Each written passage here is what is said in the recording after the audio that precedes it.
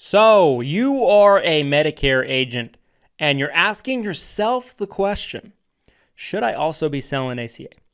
In this video, I'm going to answer that question for you and give you a couple of different perspectives on ACA sales for Medicare agents.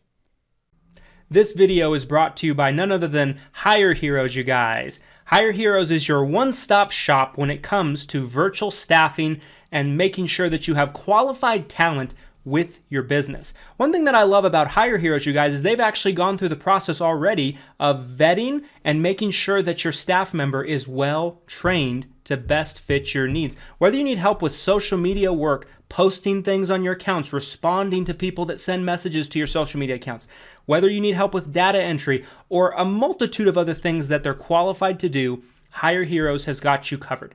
If you're having trouble finding quality talent and number two, affording to be able to run payroll for that talent, Hire Heroes has got you covered with an affordable alternative to have a virtual assistant working for your business. There's a link down in the description of this video to where you can learn more about getting your own VA through Hire Heroes. I certainly recommend it. They're what we use in our business for all of our virtual assistant needs, and you will want to make sure that you check them out today.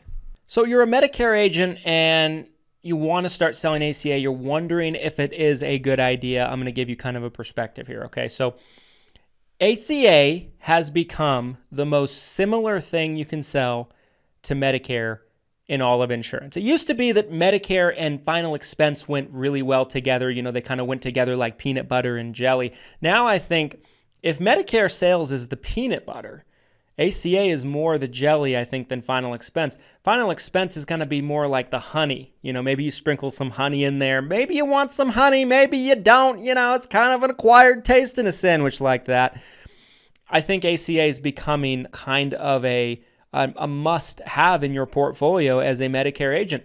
Here's a couple of differences when it comes to ACA sales. So the enrollment period is similar to Medicare. So the enrollment period we're actually in right now at the time of recording this video, it goes from November 1st to December 15th, and then it opens up again for a little while in January 1st. Anybody on ACA can change to another ACA plan. Anybody that's not on ACA can sign up for an ACA plan. ACA does not have nearly the amount of compliance that Medicare does. You do have a scope of appointment that you need to get that basically gives them authorization to you to work on a plan on their behalf, but it could be verbal, it could be ported over the phone, it could be a document. There is no exact type of, scope way you can capture this scope like Medicare. It doesn't need to be 48 hours before the appointment. So it's a lot more lenient on that. It's a lot easier to acquire, and your phone calls don't need to be recorded. There's a lot less compliance, but at the same time, the retention is not nearly as good, and I'm going to kind of go through why. There is very little regulation in the ACA world that kind of stops agents from doing what's known as plan swiping.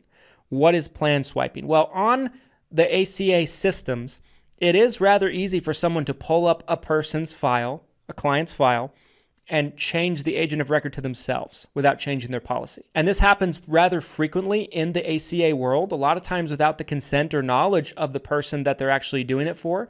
And this is a big problem. So not only that, I think just in general, when you have a younger demographic of people, their lifestyles is going to be a lot more volatile. What do I mean by volatile? Well, they're ending jobs, they're starting jobs where insurance might be offered, right? Their incomes go up and down and fluctuate, which means you have to work with them to update their subsidies. Maybe they make more money, their subsidy goes down, and maybe they can't afford the premiums anymore. Maybe they move out of the state. I think you have a lot more people that end up moving out of the state than you do on Medicare. I think Medicare people have already gone through those stages in their life, midlife crisis, maybe even younger than midlife crises, and people that are under 65 in general, especially if you're dealing with the 20s, 30s, 40-year-old crowd, they are trying to find their way, and their lifestyles change quite a bit more. I also feel like ACA sales are much more transactional in general than Medicare sales. So there's not as much of a relationship built, and they typically don't have as much loyalty to the agent. So I've always said Medicare sales, if you're doing good service work, should be minimum 90%. Ours is around 95%, depending on the year. Maybe it's 92% one year, but I think a lot of times we aim for 95. ACA sales will have a lower retention rate. So it's easier to write policies, right?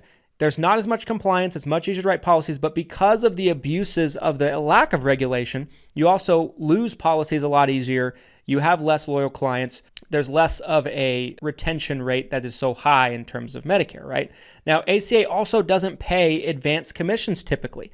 It's a 1 month at a time. Depending on your state, it could be $20 a month per member, $25 a month per member, $30 a month per member, depending on the carrier, also depending on the state. There's not as many certifications usually. If you're selling in a state that participates in the national marketplace, typically what you have is you have one certification. Very few carriers require their own specific certification. So like with Medicare, you have AHIP, but then in addition to AHIP, you also have a specific certification for every Medicare Advantage company you want to represent, right? PDP as well. With Marketplace, typically you have one certification, and it's pretty easy on the renewal in the second year, third year, and then there's usually not a lot of certifications for most ACA carriers. There are some exceptions. Now, one thing that can be tricky if you're selling in multiple states with ACA is some states have their own state-based exchanges, meaning that they have their own system that's separate from the national marketplace. Some examples to this would be like California. California has their own state-based exchange, and there's several states that have this, which means typically what you have is you have to do your own certification, your own training, and there's a totally different system for you to do enrollments and applications within that state that's separate from the rest of the country, and it's unique for that specific state. So that can be a little tricky, a little problematic, especially if ACA is a side product for you. To answer your question directly, should you be offering ACA? I think if you are brand new and you're trying to do Medicare and you're 1 month in, maybe 6 months in even, I think you should pick a product and pick one or the other and go deep into that one for a few years, build a good foundation, and then add the other one to it. I think there is something to be said about trying to learn how to do everything at once, and I think it actually increases your chances of failure because ACA sales is different, right? The rules are a little different. The enrollment's a little different. You have subsidies where you don't have subsidies with Medicare and things like that. Medicare is extremely different. You have Medicare Part A and B enrollment. You have different election periods, different enrollment periods. So these differences can cause it to be a little overwhelming for a newbie to learn right off the bat. However, I think if you're a year in, 2 years in, you know, in one or the other, I think it only makes sense and it's natural for them to go hand in hand and you offer them together. Even if it's just based on referral for ACA. My office does not market heavily for ACA. We typically just take referrals. We write a good bit of it still. During open enrollment, we're writing a good bit of it right now.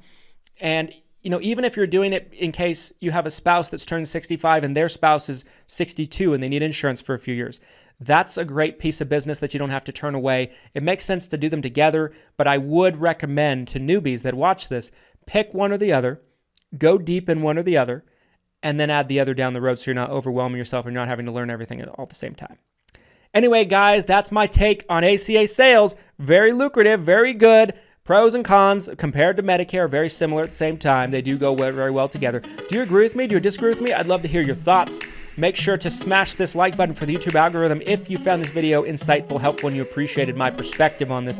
Comment your thoughts down below. What do you think about my take on this? Do you agree? Do you disagree? Let's have a friendly dialogue, of course. Make sure to subscribe. We don't ask for anything for the information we put out except for a little bit of your time to watch the video. Made it to the end. We appreciate you. Here's to your success and your abundance. We'll see you next time. And thanks for watching. Thanks, everybody.